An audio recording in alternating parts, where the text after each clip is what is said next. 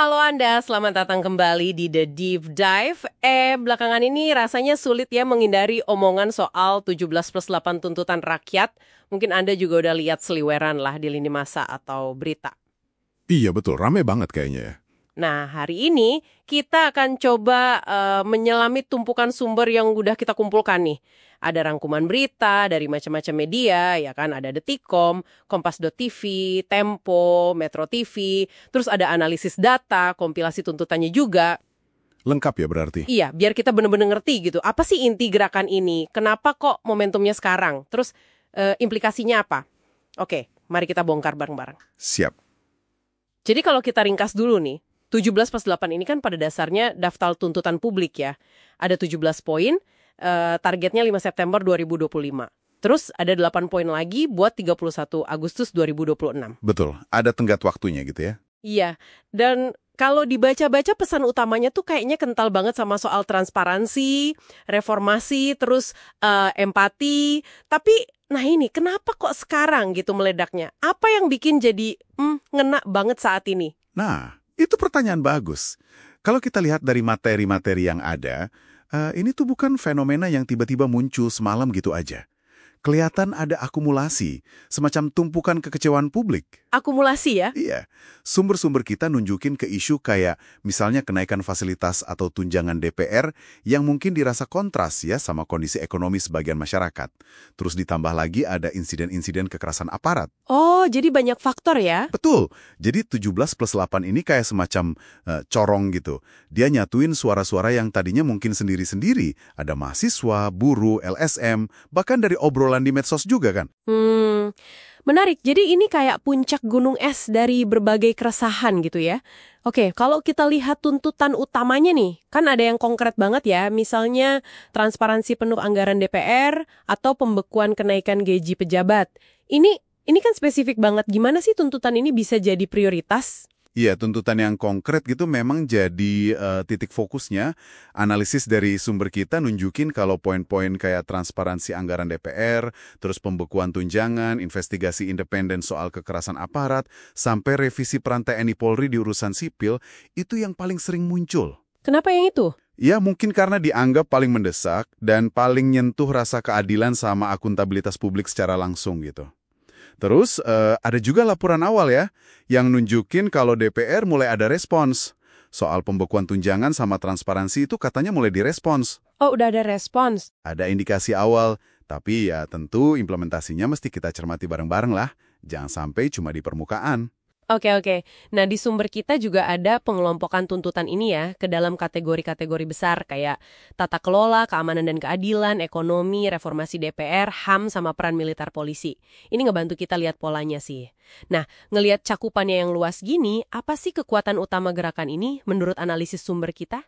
Kekuatan utamanya jelas di legitimasinya yang luas.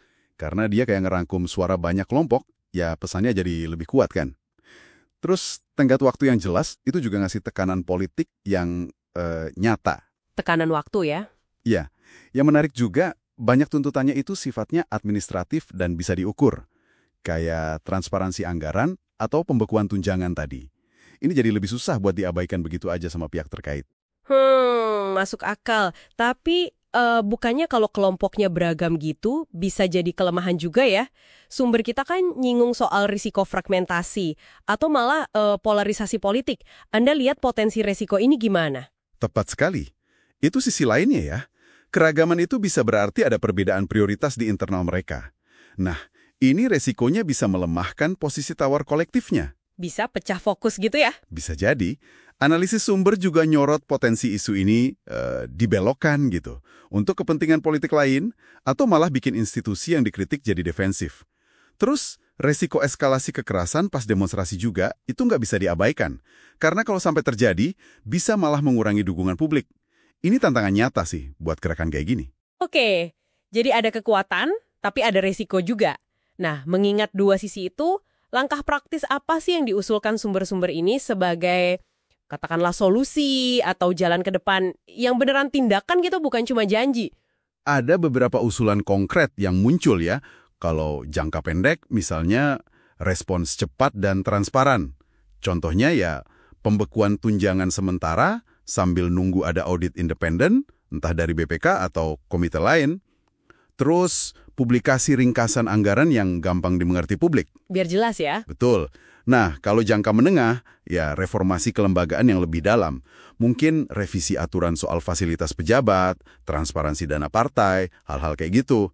Terus, untuk isu keamanan dan HAM, ya kunci utamanya mekanisme investigasi independen yang kredibel. Dialog gimana? Nah, itu juga penting. Dialog yang terstruktur antar semua pihak, itu juga diusulkan. Oke.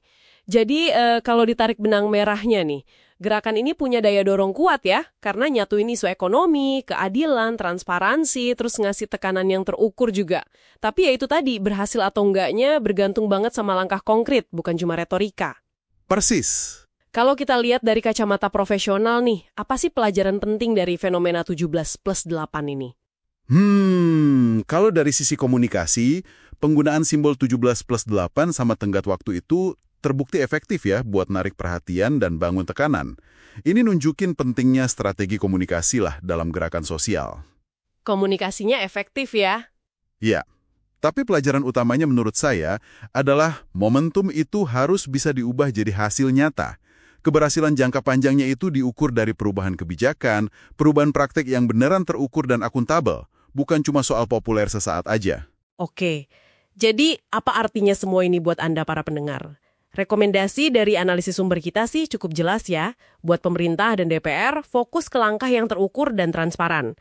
Audit, pembukuan fasilitas, bentuk panel independen. Buat penggerak masyarakatnya sendiri, penting buat jaga fokus ke prioritas yang realistis, biar momentum dan dukungan publiknya tetap terjaga. Betul. Dan ini mungkin ya, bisa bawa kita ke satu pemikiran penutup nih untuk Anda renungkan. Bisakah energi kolektif kayak yang kita lihat di 17+8 ini berevolusi gitu? Dari yang tadinya sekedar daftar tuntutan musiman, jadi semacam mekanisme pengawasan publik yang permanen dan efektif buat ngawasin akuntabilitas institusi negara ke depannya. Gimana caranya biar energi ini nggak padam gitu aja setelah isunya reda? Wah, itu pertanyaan penting banget ya untuk kita pikirkan bersama. Terima kasih sudah menyimak Deep Dive kita kali ini. Sampai jumpa di penelusuran berikutnya.